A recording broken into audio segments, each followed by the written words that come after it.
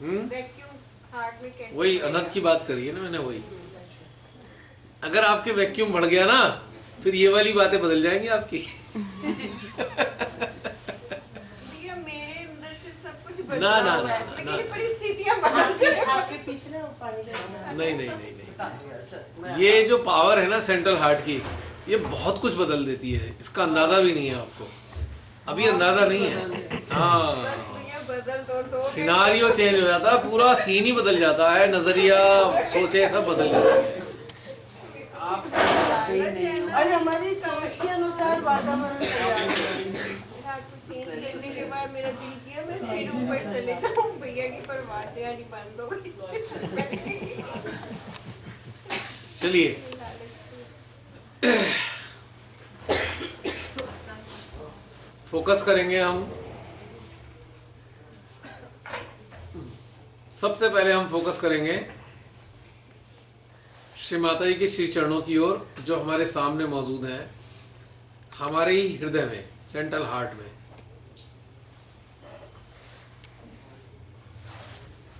और स्वयं माँ का अस्तित्व हृदय रूपी सिंहासन पर आसीन,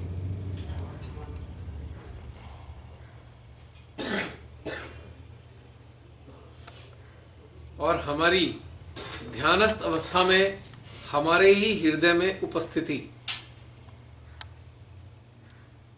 हम सभी अपने ही हृदय में ध्यानस्थ हैं श्री माँ के समक्ष। अब जैसे ही हम ये भाव ला रहे हैं, आप महसूस कर सकते हैं कि सेंट्रल हार्ट में वैक्यूम बनना शुरू हो गया, और सहस्त्रार पे भी एक खिंचाव घटित होने लगा।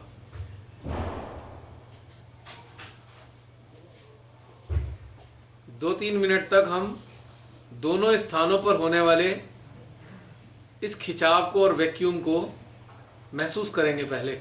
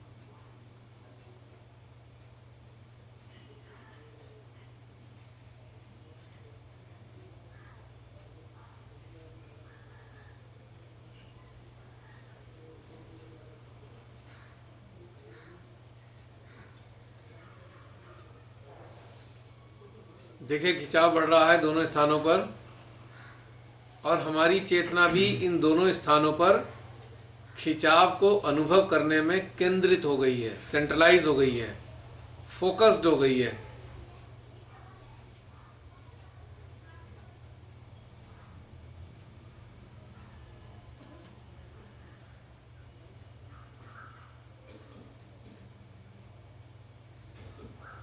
और अब हम अपने अवेयरनेस को, चेतना को सेंट्रल हार्ट में पूरी तरीके से स्थित कर लेंगे, और चित्त भी हम सेंट्रल हार्ट में ले आएंगे। यानी कि अब हमारा केंद्र बिंदु अटेंशन का, अवेयरनेस का सेंट्रल हार्ट होगा, केवल और केवल सेंट्रल हार्ट।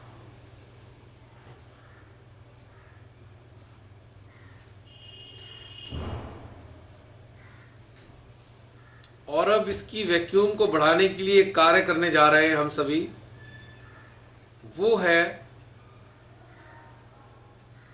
अपनी श्वासों को हम इस प्रकार से लेंगे कि हर आती और जाती सांस के साथ हमारा चित्त सेंट्रल हार्ट में ही पैबस्त होता जाए, एंटर करता जाए, और सांस लेंगे धीमे धीमे। मानो हम जो सांस ले रहे हैं वो हमारे मध्य हृदय में भर रही है। इस एंगल से, इस भाव में, इस विधि से हम सांस लेंगे और सांस छोड़ेंगे। 20-25 बार बहुत धीमे धीमे हम सांस को लेंगे, हृदय को पिरोते हुए।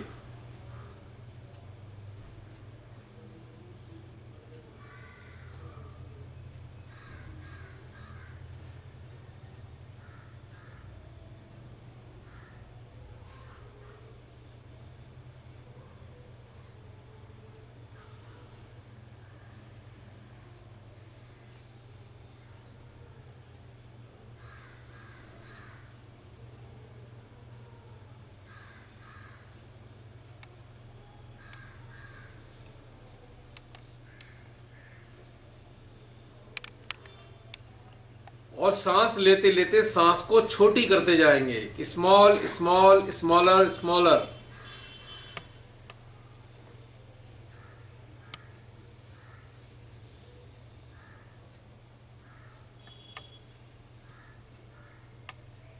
और चित्त फोकस रहेगा सेंट्रल हार्ट में।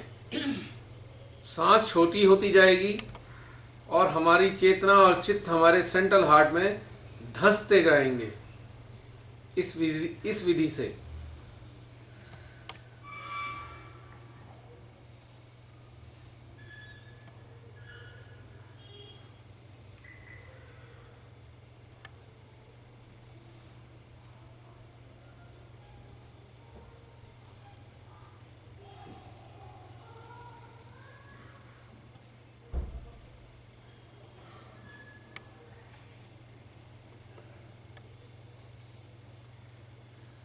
हमको ऐसा लगेगा कि जैसे हमारा हृदय चक्र सांस ले रहा हो, हमारा सेंट्रल हार्ट सांस ले रहा हो, ऐसा अनुभव होगा हमें। और ऐसा अनुभव करने का हम कोशिश भी करेंगे।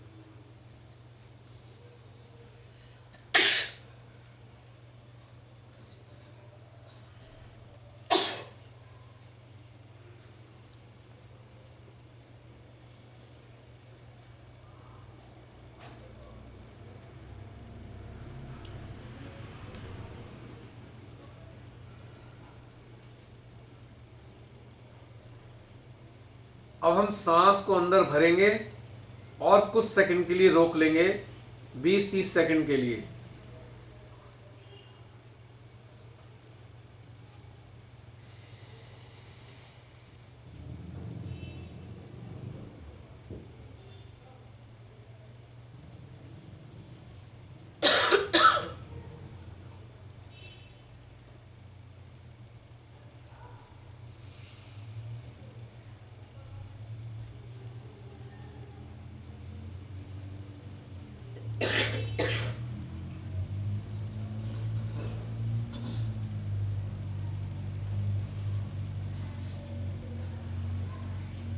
कैसा महसूस हुआ? वैक्यूम बढ़ा? किस किस के बढ़े और कितने कितने बढ़े जरा बताइए। अलग एकदम फूला जा रहा है, काफी भरता हुआ जा रहा है, काफी अच्छी। Very good. मुझे तो पिस्टन वर्क करता है ना। बहुत बढ़िया। श्वसन हृदय चक्र कर रहा है, ऐसा महसूस हुआ है? मजा आया? अब ये वैक्यूम, बहन बताइए, रमनी बहन कैसा लग रहा है? बीट कर रहा है, खिंच रहा है, वैक्यूम बन रहा है, बढ़ रहा है। अब ये जो वैक्यूम बना और बढ़ा है, इस अवस्था में अब हमारे हृदय में क्या महसूस हो रहा है? ये तो चक्र में हुआ, हृदय क्या आवाज कर रहा है? आह्लाद,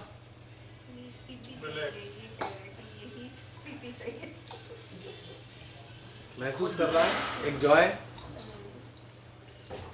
अब ये चीज हम हर चक्र के साथ कर सकते हैं, उसको एनर्जाइज करने के लिए। अब हम विशुद्धि पे रखते हैं अटेंशन, पूरा फोकस अब हम विशुद्धि पे करेंगे। अभी तो हृदय पे किया हमने, अब विशुद्धि पे करेंगे और बिल्कुल इस तरीके से सांसें अपनी विशुद्धि को जोड़ कर लेंगे। यानी कि अब हमें महसूस होगा कि हमारी विशुद्धि सांस ले रही है। ठीक?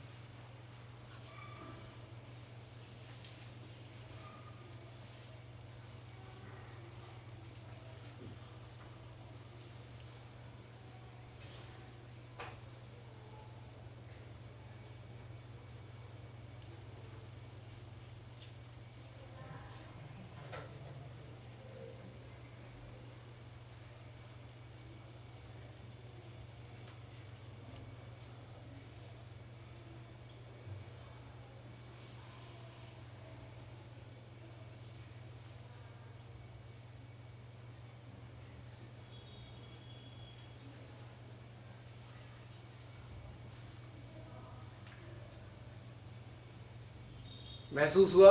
कंठ भी फूल रहा है। जो हमारी वायु है सांस के द्वारा कंठ को भी पार करके जा रही है, आ रही है, महसूस किया। अब एनर्जी भी ज्यादा फील हो रही है कंठ में।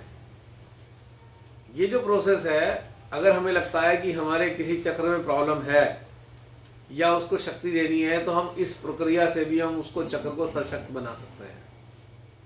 आया? गला ऐसा लग रहा था जैसे गुटरगू जो है फुला लेता है अपना गला, ऐसा मोटा मोटा कर लेता है क्योंकि फोकस करना है इस पे। और श्वसन, श्वसन से फायदा क्या हो रहा है? पॉइंट की बात यह है कि भाई इतना ध्यान व्यान कर लिया, चित्त सहस्त्रार पे रख लिया, अब इससे क्या फायदा? इससे इंस्टेंट रिलीफ मिलता है, क्योंकि हमारा अटेंशन बिखरा हुआ है, चिंता में फंस गया और हम परेशान हैं। हम एक एक्सटर्नल हेल्प ले सकते हैं, श्वास। अब जो श्वास है हमारी, वो प्राण है, प्राण जिससे हम जीवित हैं। जब इतना बड़ा शरीर ही इन्होंने जिंदा रखा है, तो चक्र नहीं जागृत कर देगा? ये प्राण को गुजारो उस चक्र से, जिसको भी हमें एनर्जाइज करना है चक्र को। ये काम हम नाभि के साथ भी करेंगे अभी, क्योंकि यहाँ भी बड़ा बवाल रहता है। जैसे नाभि को 3 टाइम खाना नहीं होना चाहिए, सिस्टम 1 टाइम खाना चाहिए। खाई गोली वो पता ना, फिर ये कटकनी हो जाएगी। अगर आपने इसे भूखा ज्यादा रख दिया तो काट खाएगी, हर चीज खाने को तैयार रहेगी। जितनी डिमांड है वो पूरी करनी पड़ेगी, चाहे पेट की हो चाहे हार्ट की हो, डिमांड पूरी करनी चाहिए। चलिए, अब हम नाभि में अपने अटेंशन को रखेंगे, सेंट्रल नाभि में। बिल्कुल यही प्रोसेस यहाँ भी करेंगे।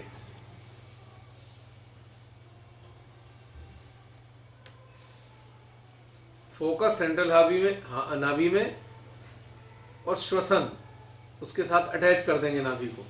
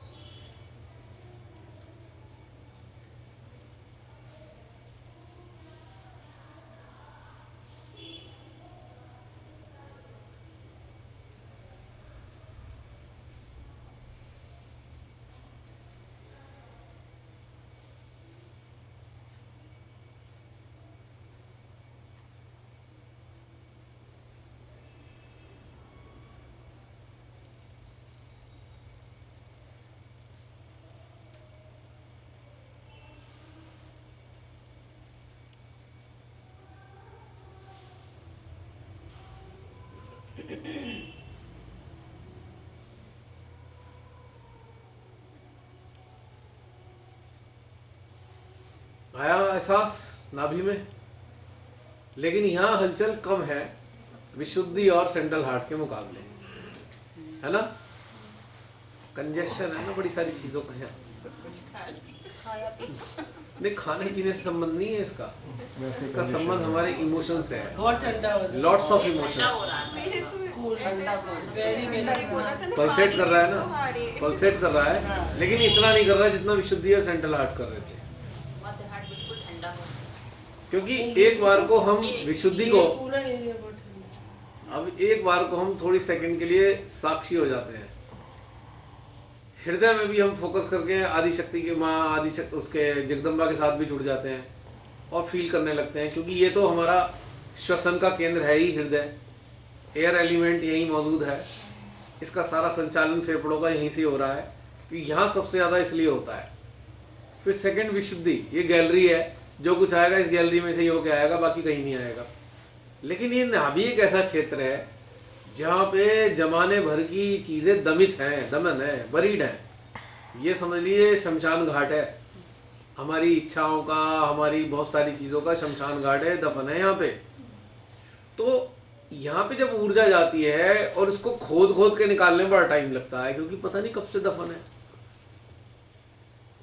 अगर दफन ना होती तो जब हम बचपन में छोटे होते हैं तो हमारी इच्छा ही ना होती किसी चीज़ की, बड़े होने पे भी इच्छा नहीं होती, क्योंकि दफन होने के कारण इच्छाएं हैं, ये होना चाहिए था, वो करना है, वो करना है। तो ये सबसे टफेस्ट फील्ड है, और इसी टफेस्ट फील्ड से इवोल्यूशन भी यहीं से ही होना है, क्योंकि परमेश्वर जानते हैं कि सबसे ज़्यादा कठिन यही है। बस मृत्यु के समय पे कुंडली माँ अक्सर यहीं फंसी मिलती हैं, अक्सर यहीं, और इवन साधकों की भी यहीं फंसी मिलती हैं, और भयानक पीड़ा से गुजरकर उनकी मृत्यु होती है, क्योंकि एंटेंगल्ड हो गई कुंडली, यहाँ बाहर नहीं निकल पा रही, ना तो ऊपर जा रही ना मूलाधार में जा रही। आम कंडीशन में जो साधारण मनुष्य है, जब मृत्यु होती है तो मूलाधार से कुंडली रिलीज हो जाती है, लेकिन यहाँ तो कैद में फंस गई है, अनेकों प्रकार की भावनाओं के भंवर में फंसी है। इस भव सागर से पार निकालने के लिए श्री माता ने ज्ञान दिया, संतों ने ज्ञान दिया, ऋषि मुनियों ने दिया, सदगुरुओं ने ज्ञान दिया। क्योंकि ये जो फील्ड है ये हमारे हाथ में है, ये परमेश्वर के हाथ में नहीं है। परमेश्वर ने यहाँ पे हमें स्वतंत्रता दी है, चाहे तो फंस जा चाहे निकल जा, तेरी मर्जी। अगर फंसना चाहता है तो तू अपनी मर्जी से फंसेगा, मेरी जिम्मेदारी नहीं है। अब तू निकलना चाहता है तो तेरा सहयोग करूंगा। इसलिए यहाँ पर उन्होंने विष्णु जी को बैठाया, जो कि सारा ज्ञान 10 गुरुओं का यहाँ दिया, क्योंकि ज्ञान के बिना तू फंसने से निकलेगा कैसे, तुझे पता ही नहीं कि निकलना है। यू डू नॉट नो कि तुझे निकलना है। सदगुरुओं ने धीरे धीरे अंदर अंदर बताते रहते हैं, अंदर अंदर हमारी हृदय के माध्यम से, भाई निकल, कहाँ फंसा हुआ है, निकल यहाँ से।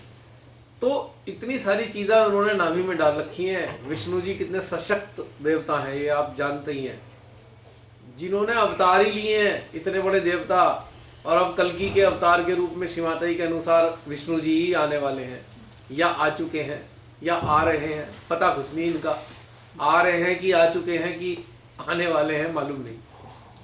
अब प्रश्न ये उठता है कि जैसे माँ आदिशक्ति ने अवतरण लिया, तो क्या विष्णु जी भी अवतरण लेने वाले हैं कल्कि के रूप में? पुस्तकें तो कह रही थी ऐसा होगा, वैसा होगा, वैसा होगा। श्री माता जी ने इसका मतलब भी बताया। उन्होंने क्या बताया था, रिपीट करूंगा, पढ़ा तो सबने होगा। सम भाल पूर,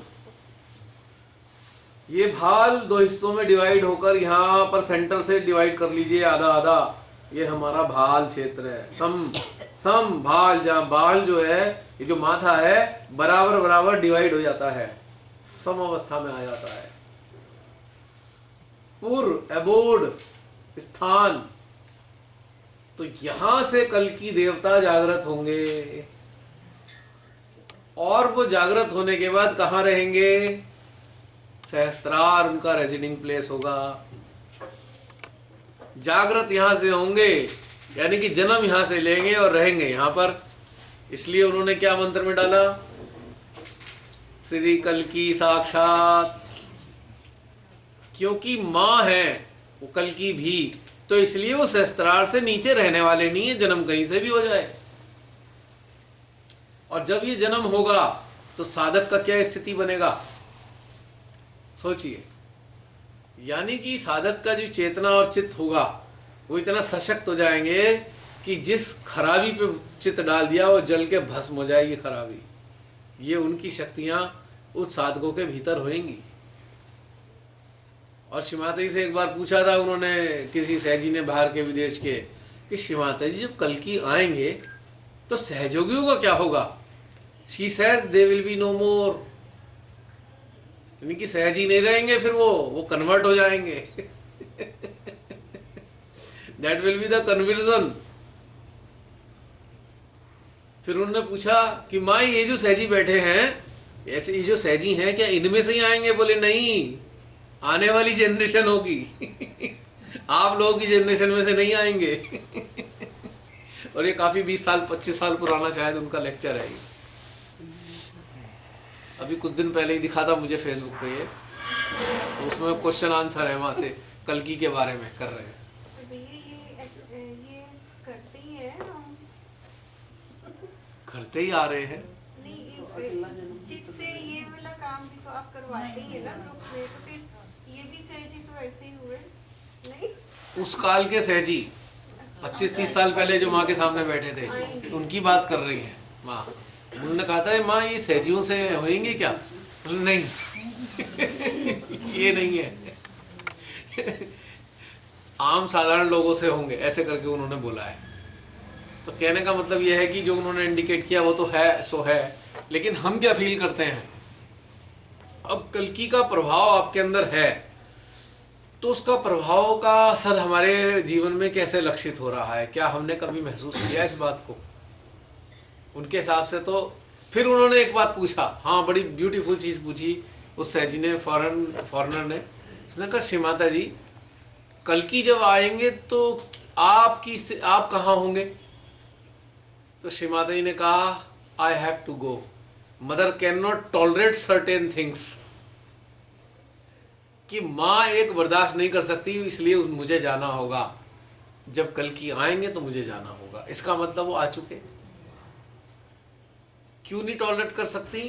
वो नरसंहार करेंगे, वो मेरे से देखा नहीं जाएगा। डाइसेक्शन, कच कच कच कच। दुनिया भर में आपदाएं आएंगी, भयंकर त्रासदियां होंगी, नेचुरल कैलेमिटीज होंगी, युद्ध होंगे, बहुत कुछ होगा। तो ये मेरे से देखा नहीं जाएगा। अपने बच्चों का अंत मेरे से देखा नहीं जाएगा, क्योंकि श्री माता ने साफ कहा कि जो लोग निर्विकल्प नहीं होंगे तो वो काल कवलित होंगे। और उसी के लिए श्री माता को पीड़ा होगी कि मेरे बच्चे भी काल कवलित हो रहे हैं, माँ से बर्दाश्त नहीं होगा, इसलिए उन्हें वापस जाना पड़ा, या वापस जाने को उन्होंने व्यवस्था रखी। और श्री माता जी से उस वक्त पूछा भी था किसी ने कि श्री माता जी आप अभी मत जाइए। श्री माता जी ने कहा था कि यदि मैं चाहूँ तो मुझे कोई ले जाने वाला पैदा नहीं हुआ, पर मुझे जाना होगा। शायद कल्कि के आगमन के कारण उन्हें जाना हुआ। जैसे उनकी बातों से जाहिर हुआ, हम तो खाली आइडिया ही लगा रहे हैं, लेकिन वो आएंगे यहाँ से। अब सोचिए जिस प्रकार से श्री माता जी ने अपना सहस्त्रार खोलकर सारे लोगों के सहस्त्रार को खोलने की व्यवस्था की थी, अभ्यास खुद सहजयोगी ने किया है। अगर जो सहजयोगी अभ्यास नहीं कर पाए 25-30 साल में भी वहीं के वहीं है। उनके हाथ में जूता दिखाई देगा आपको, रात दिन जूता ही मारते नजर आएंगे आज्ञा में। Frankly speaking I am not saying wrong thing, fact है ये बात। क्योंकि वो सहस्त्रार नहीं खुल रहा है तो जूता कर लो, वो कर लो, जिससे की तरह खुल जाए, उनको ऐसा लगता है। लेकिन इसी प्रकार से श्री माता जी ने शायद ऐसी व्यवस्था की है कल्कि की कि अगर आप अभ्यास करेंगे तभी कल्कि आपके भीतर से प्रकट होंगे, अन्यथा नहीं होंगे। तो अब हमारी मर्जी है, उनको बुलाना चाहते हैं या नहीं बुलाना चाहते। तो सबसे पहली शर्त क्या है? मिनिमम रिक्वायरमेंट निर्विकल्प, कि जीवन के हर क्षण हर पहलू में माँ के अलावा कोई विकल्प ना हो, पहली चीज। दूसरी चीज, हम ध्यान में बैठे तो भी उनकी ही शक्तियां निर्विकल्प की तरफ ले जाए, यानी कि विकल्प केवल शक्तियों का हो, हमारी मन का इंटरफेरेंस ना हो। Mind should not interfere into our awareness. दूसरा विकल्प निर्विकल्प होने का ये तरीका है। तीसरा है साधारण जन साधारण में हमारी जीवन की प्रायोरिटी क्या होनी चाहिए, प्राथमिकताएं। वो प्राथमिकताएं हमारा निर्धारण करेंगी कि श्री कल्कि हमारे संभाल से प्रकट हो कि ना हो। और चौथा रीजन ये है कि जिस साधक का मोह छूट जाएगा स्वयं अपने शरीर से भी, क्योंकि उन्हें समाप्त होना है, तभी श्री कल्कि का स्थान आएगा हमारे अंदर। यदि हम स्वयं को समाप्त होने को तैयार कर लें तभी श्री कल्कि का अवतरण हमारे भीतर से प्रकट होगा। स्वयं को समाप्त होना शरीर का मरना नहीं है, स्वयं की जो भौतिक झुकाव हैं उनका समाप्त होना श्री कल्कि के आगमन की उद्घोषणा है। चौथा और पांचवा क्या, श्री कल्कि अति प्रेममयी है, बिना किसी भेदभाव के वो सबको प्रेम करते हैं। हमारे अंदर ये अवस्था भी होनी है, ये वाली स्थिति को भी हमारे अंदर आना है, या इसको हमें महसूस करना है। तो बहुत सारे कुछ ऐसे लक्षण जो मेरी चेतना ने अनुभव किए वो मैंने आपके साथ अभी शेयर किए श्री कल्कि के बारे में। और गहनता तो भाई माई जानती है, हम नहीं जान सकते। हम इतने बड़े प्रशांत महासागर को देखकर उसकी गहराई का अंदाजा नहीं लगा सकते, उसमें कितना पानी है नहीं जान सकते हम कितना पानी है। और हमारे में पूरा प्रशांत महासागर तैर कर और डाइव लगाकर नापने की क्षमता भी नहीं है। तो हम कैसे जानेंगे सागर कैसा है? उसकी बूंद को अपने भीतर में एहसास करके हम जान सकते हैं सागर कैसा है, थोड़ा सा हिस्सा। तो माँ ने जो हमें बूंद रूप में हमारा अस्तित्व बनाया है, उस महादेवी ने हमें बूंद का दर्जा दिया है, अपनी शक्तियों का, अपने अंश का, उसका स्वाद चक्कर अपने भीतर ही हम जान पाएंगे। तो इस तरीके से हम अपना आंकलन कर पाते हैं। सातवीं चीज है डर कितने हैं हमारे, क्योंकि श्री कल्कि तो निडरता का साक्षात प्रतीक है।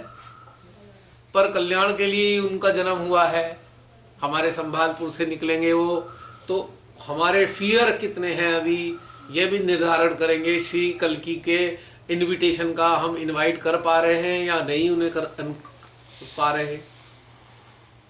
आठवीं चीज कि हमारे मेडिटेशन में जो अवस्थाएं हैं वो ऊर्जा की किस लेवल पे हम फील करते हैं, कितना फील करते हैं, कितनी देर तक फील करते हैं, या हमेशा उस अवस्था में रहते हैं। यानी कि सहस्त्रार पे बैठने वाले सहजी हैं क्या, तो ये भी श्री कल्कि के आगमन का हमारे भीतर में निर्धारण करेगा। तो कितनी सारी चीजें हो गई। कहने सुनने में बहुत सारी चीजें हैं पर जीने में बड़ा आसान है। कैसे? ये देह है वो हमारी नहीं, माँ आपकी है। ये जो संसार है ये माँ हमारा नहीं, ये भी आपका है। कैसे इनका देखभाल होगी ये भी आप डिसाइड करेंगी, हम नहीं करेंगे। हमसे जैसे चाहे करा लो, हमें जहाँ चाहे भेज दो, जो चाहे बुलवा लो, जो चाहे सुचवा लो, ये आपकी मर्जी है। हम ना बोले माँ आप हमारे अंदर से बोलें, हम ना करें माँ हमारे जरिए आप करें। तो ये वाली जो वननेस है, ये चीज़ डेवलप होने से तब सब कुछ होने वाला है। तो ये कितनी सारी चीज़ें हैं कहने को, लेकिन कुछ भी नहीं है। सरलतम चीज़ क्या है? यहाँ पे जो प्रेरणा आई हम उसके हिसाब से जीवन जिए। निश्चित तौर से आपको मैं बता सकता हूँ कि हम उन सारी शर्तों को पूरा कर पाएंगे। अभी हमारे अंदर से कुछ आता है, मन एकदम थप्पड़ मारता है, मन ये करेगा नहीं, ये ठीक नहीं है। तो हम अभी मन की गुलामी कर लेते हैं यकायक। कभी कभी मन आता है उसकी हमने गुलामी कर ली पूर्व कंडीशनिंग के कारण। पर अगर यही चलता रहा एंड तक, तो वो आखिरी दिन भी आ जाएगा यात्रा का, जब लिखा हुआ आएगा स्क्रीन पे हमारे मन के, journey is going to be ended and you don't have get any seat for the next journey। तब बड़ी छटपटाएंगे, हाय भगवान तब तो हमने सब कुछ खराब कर दिया, हम तो बेकार में इन चक्रों में पड़े रहे लगातार। कोई ना साथ काम आया, जिसके लिए हम जिए वो भी काम नहीं आया, उसने हमारी कोई मदद नहीं करी, वो भी एक तरफ पल्ला झाड़ के खड़ा हो गया, जाओ भैया तुम, हम देख लेंगे अपनी जिंदगी। होगा नहीं ऐसा? पल्ला झाड़ के जेब में हाथ डाल के खड़े होंगे और हमारी चेतना अब हमारे मरे हुए शरीर के पास खड़ी हुई सोच रही होगी, हाय कितना जीवन व्यर्थ किया मैंने इन सब के लिए, अब यही कह रहे हैं जल्दी से जाओ, समाप्त करो, रिश्तेदार इंतजार कर रहे हैं, उन्हें कल वापस जाना है, जल्दी जलाओ या दफनाओ। कैसा महसूस होगा? बहुत पीड़ा होती है। मुझे खुद के मरने का अनुभव याद नहीं आ रहा पिछले जन्म के, पर मैंने बहुत सारे संतों की बातें सुनी है। बहुत पीड़ा होती है। उन्होंने लिखा है, बड़ी आत्मा छटपटाती है, बड़ा रिग्रेट होता है उसको कि क्या किया तूने, पूरे जीवन अपना हीरे जैसा जीवन तूने यूं ही गंवा दिया। सच्ची बात। तो अब हम साधना के क्षेत्र में आए हैं, उस चीज को छूना ही होगा। अगर हम शौक रखते हैं, डाइवर हैं, तो उस तल तक जाना तो होगा ना, जहाँ पे हीरे मोती मिलते हैं। हीरे मोती बीच धारा में तैरते हुए नहीं मिलते, तली में ही मिलते हैं। और तली के जाने के लिए बड़ा तगड़ा हिम्मत करनी पड़ती है, क्योंकि उसका पानी का जो वॉल्यूम है उसका इतना प्रेशर है। मैंने सुना है जो समुद्र में जाते हैं बहुत गहरे, तो उनको एक स्टील के ग्लोब के अंदर बैठ के जाना होता है, वरना शरीर फट सकता है उनका, चीथड़े उड़ जाएंगे शरीर के, इतना प्रेशर होगा अंदर। तो हमारे पे भी बहुत प्रेशर है उस गहराई में जाने के लिए। अगर हम ऐसे ही जाएंगे तो हम जा ही नहीं सकते। पहली बात तो अगर जाने की कोशिश भी करी, देखा देखी, तो अपना नुकसान कर लेंगे। तो हमारा को किस ग्लोब में बैठना होगा?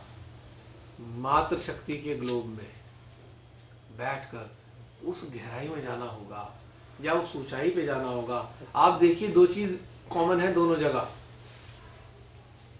ऊपर की तरफ भी बहुत दबाव है और नीचे भी बहुत दबाव है। समुद्र में जाएंगे तो भी इतना दबाव है, नुकसान हो जाएगा, शरीर खराब हो जाएगा। ऊपर जाएंगे तो भी खराब हो जाएगा। वहां भी एक क्यूब के अंदर बैठते हैं हम, चाहे वो प्लेन का क्यूब हो, चाहे वो शटल का क्यूब हो।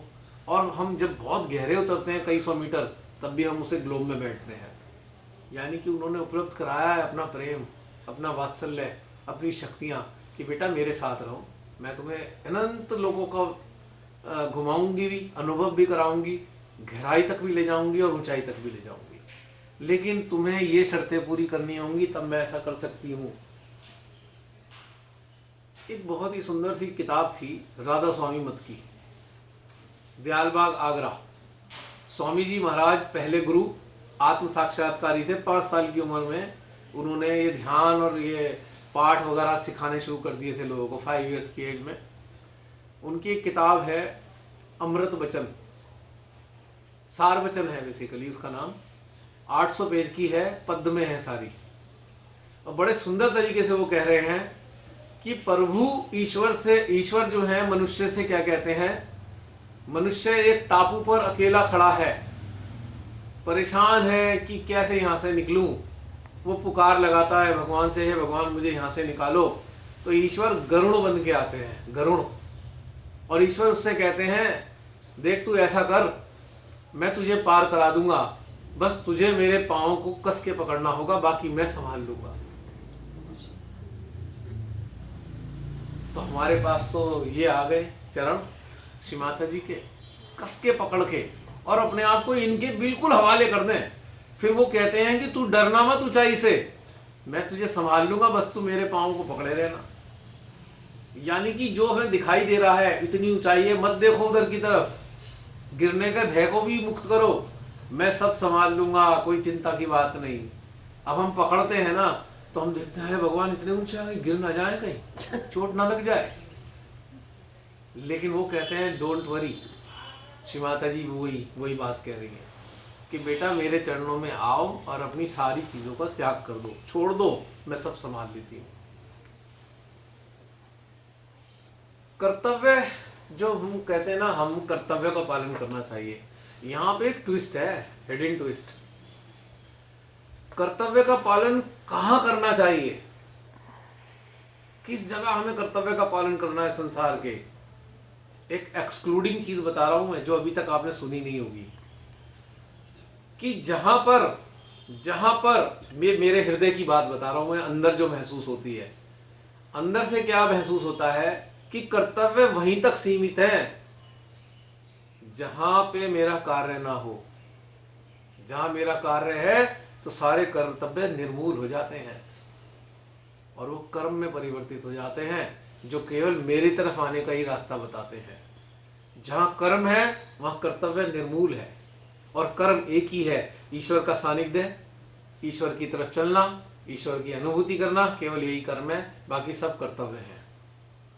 तो ये छोटा सा एक सूक्ष्म भेद हमारे बीच में है कर्तव्य और कर्म का। जब हम वास्तविक कर्मों से जुड़े हों तो कर्तव्यों को भूलना ही श्रेष्ठ है, और जब कर्तव्य कर रहे हों तो ईश्वर को स्मरण रखना श्रेष्ठ है।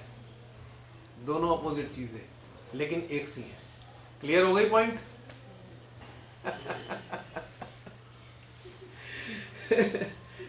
छोटी छोटी चीजें हैं अंदर से हमारी को समझाने के लिए। अब हम चलते हैं किस पे? प्रदक्षिणा।